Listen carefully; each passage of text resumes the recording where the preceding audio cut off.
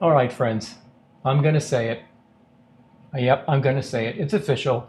I'm becoming anti-drawer and totally embracing this whole idea of wall-based organization and storage for tools and supplies. Now, I built this system for what is, for the moment, home to all of my marking and measuring tools for woodworking, but you don't have to be a woodworker to enjoy this video, so stick with me. So we're going to go ahead and build this together today. I'm going to take you through how I did this cool paint finish on it, but also along the way, we'll talk about adapting this system for whatever organization and storage needs you might have in your creative space.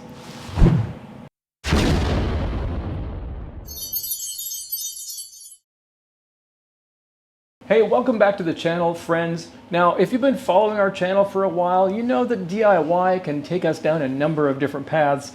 Oftentimes, though, that path leads back here to our woodworking shop. Now, I really love to be organized, so the subject matter of today's video really scratches a number of different itches for me, and something tells me it does you as well. Now, if you've spent more than 5 minutes on a woodworking-related YouTube channel or online forum, you've probably stumbled across this idea of a wall-based storage system they refer to as French cleats. Now, if by chance you've been hiding under a rock and you're not familiar, French cleats work like this. Now, I wish I had used that system for all these other items that you see hanging on the wall here behind me. As useful as it is, I'm finding that it's got its limitations. It's not very flexible. So one day I will redo all of this, but for today, the priority of this video is to unpack what's in this box and bring to an end the hassle of pulling this toolbox from a shelf somewhere, hunting for an open work surface where there's room, and starting to dig through it for whatever it is that I need. So let's get right into it. You tend to see two main variations on French cleat wall construction. The first has to do with heavy duty versus lighter duty. So when you're storing and organizing heavier stuff, people tend to use 3/4 inch thick wood for the cleats. Now, my main purpose of this build today is to organize all of my marking and measuring tools like you saw at the very beginning. So they are small, lightweight items. So for this build today, I'll actually be using 1/2 inch thick material. Now the second variation is mounting those cleats directly to the wall versus mounting them to some kind of a backer board first, then you mount the whole damn board to the wall. So given the scale of our project today, which is pretty small, I actually like the idea of having a backer board. So that's the method that you'll see me use for this video. Now, one day when I redo that wall of clamps and such that you saw a moment ago, those items are a wee bit heavier, so I'll likely do just the opposite and run 3/4 inch thick cleats and then just screw them directly to the wall. So we're actually going to break this project down into two separate episodes.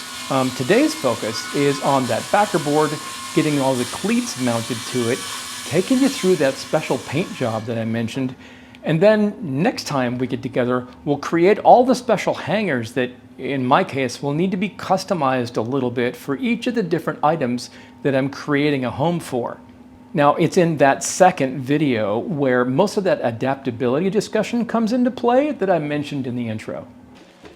Well, at this point, we've got our backboard cut to size, and we've got a whole mess of French cleats cut.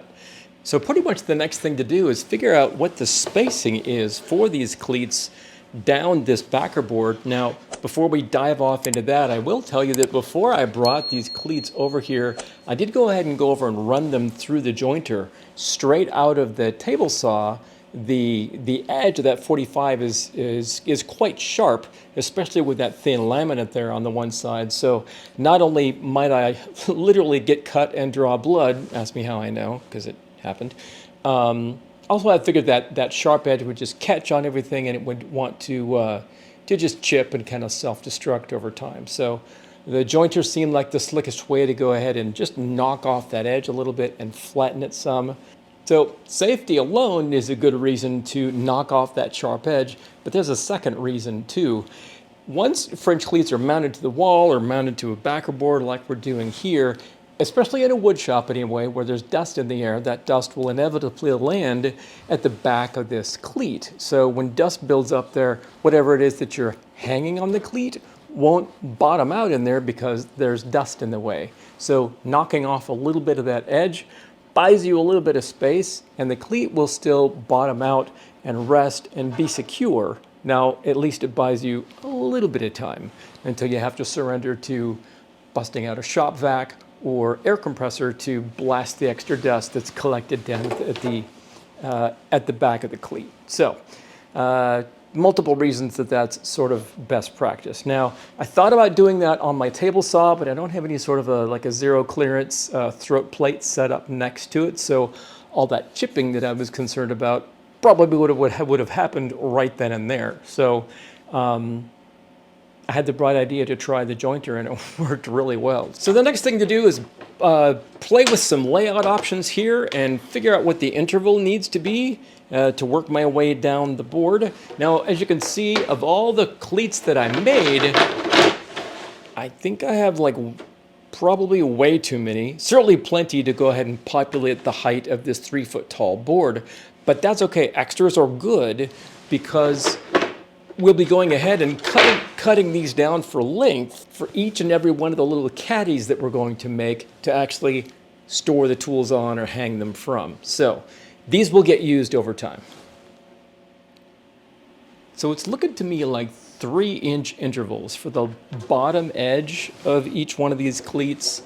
Having those 3 inches apart makes a fair amount of sense. So I'm going to go ahead and measure and mark all the way down the board for that, just down either side. So I've got a landmark to align both ends with, and then we'll start attaching them.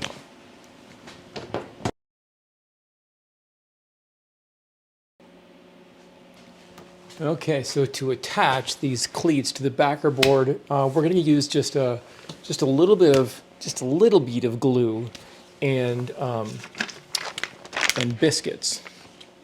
No, I'm kidding. We're not going to use biscuits.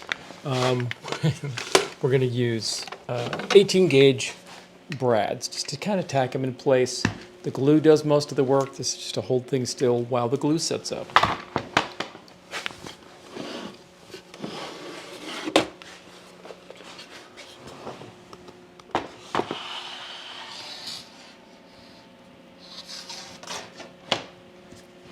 All right.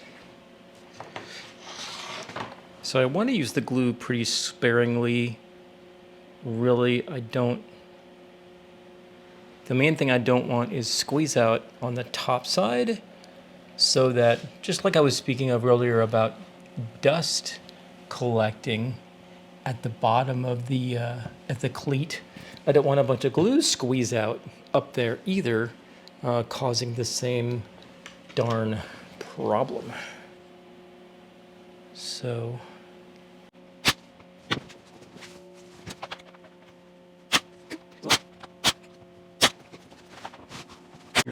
yep.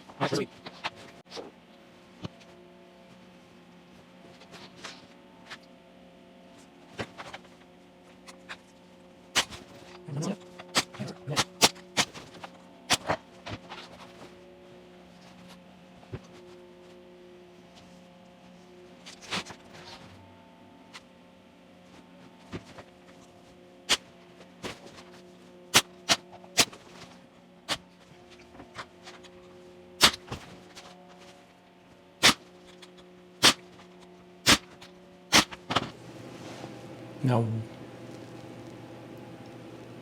wait, what is happening here? Oh, crud.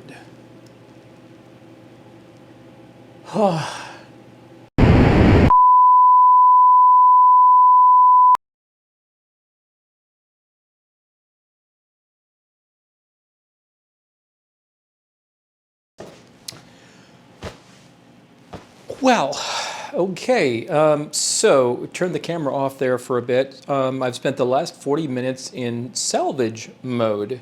That is to say, tearing apart everything that I had done so that I didn't have to scrap all the materials. As near as I can figure, when I was making marks at either end of the board, there was an extra pencil line right near the top from some other project that didn't have anything to do with laying out these things.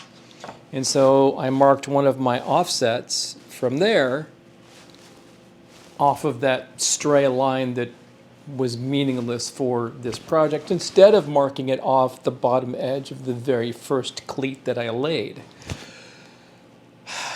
And you may have seen it as I was going along here, that the spacing on the first one at that end was like, wah.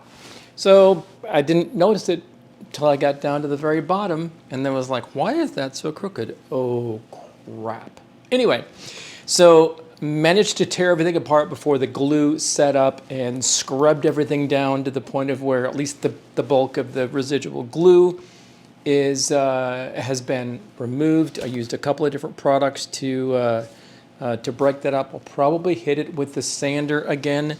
And then I get the joy of, I need some little cutoff tool. I've got a couple of options. I need to take all these little brads that are sticking out the end and just buzz all of those off so that I can reuse the cleats. And okay, fine, so there'll be an extra nail mark in there, but it beats throwing away all the material and remaking the cleats from scratch. Now, if you've happened upon this channel thinking that you had discovered a master woodworker that you'd like to model yourself after, I am not that guy. I am a DIYer that has dabbled in woodworking off and on when time and funds permit, and I am just now, after a pretty large break, really, of actively doing this sort of thing, kind of getting back into it. So I am no master craftsman by any stretch of the imagination. So I make mistakes too. I don't want to hide them here on this channel. So full confession, yeah, I dorked this up. So there's a little bit of rework that has become necessity for this project here. So I think I'll do the do-over off camera, and then we'll meet you back here to move forward with the rest of the project. See you on the flip side.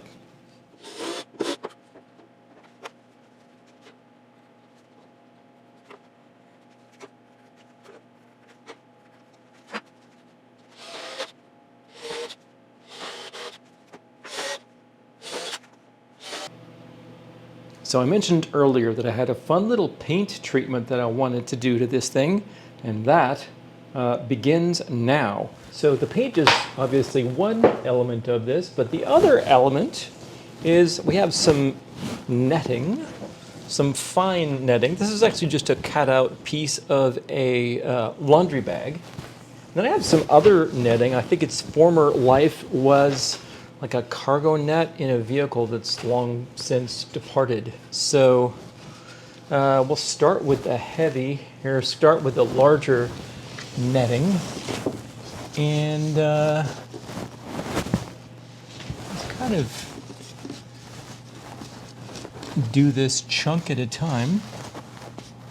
I had a big enough net to cover the whole thing. That would be lovely, but I don't, so we'll just kind of plan on doing this in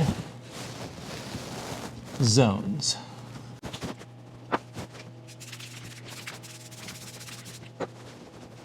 So we're in a very woodsy part of the country, if you will. This is Washington State. They don't call it the Evergreen State for no reason. So I want to bring some of those outside colors in. So we've got brown and tan and green and some of those just kind of natural foresty kind of colors.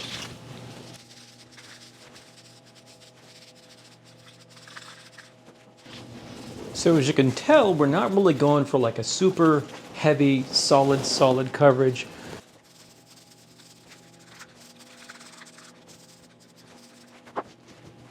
So now that we've laid down this first coat, what we'll do is we'll double back, we'll go back to the very beginning, and now we'll use the fine net, and then generally speaking, where there was a light color before, we're gonna dust that with one of the darker colors and just sort of alternate. Wherever there's dark at the base, we'll go with a little bit of a lighter color, and wherever there's a lighter color, we'll go over that with a little bit of a dark. And the idea is just to kind of blend this a little bit more, so it's just kind of that much more hopefully, the idea is to have it a little bit more organic looking as we get closer to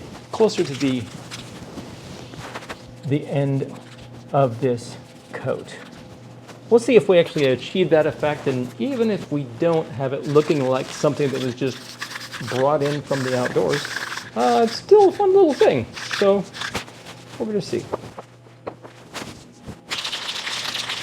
So just from a craftiness perspective of this technique with using spray paint, when you lay down something on your project and then hit it with one color, and then you lay down something else and scatter it differently and then hit it with another color, use your imaginations with this. Think of any palette of colors that you want to use. And as far as, I'm using this netting of a couple of different types. You could use leaves from a tree. You could use stencils from a craft store that have letters of the alphabet or numbers. You could do something for a kid's room that could be really fun, that's maybe not necessarily a French cleat wall, but anyway, just from a broad craftiness perspective, there's lots of different directions that you can go with this little technique. But so my paint job here is done. We're picking up this project the next day. I've preset some screws in place for getting ready to mount this guy on the wall. But before we do that, I want to go ahead and give you a close-up of how this came out. And yeah, I'm digging it. I'm digging it. Let me show you. So the effect you get from the large netting is pretty obvious and predictable. It's a little bit geometric, but it's also kind of organic, kind of giraffe-like almost. But then the finer netting gives you this almost like a snakeskin looking effect or something. I'm not sure. But it does kind of funkify it. And I really like the outcome. I think it's kind of fun. And you've got that sort of a blended look by using the opposite colors, right?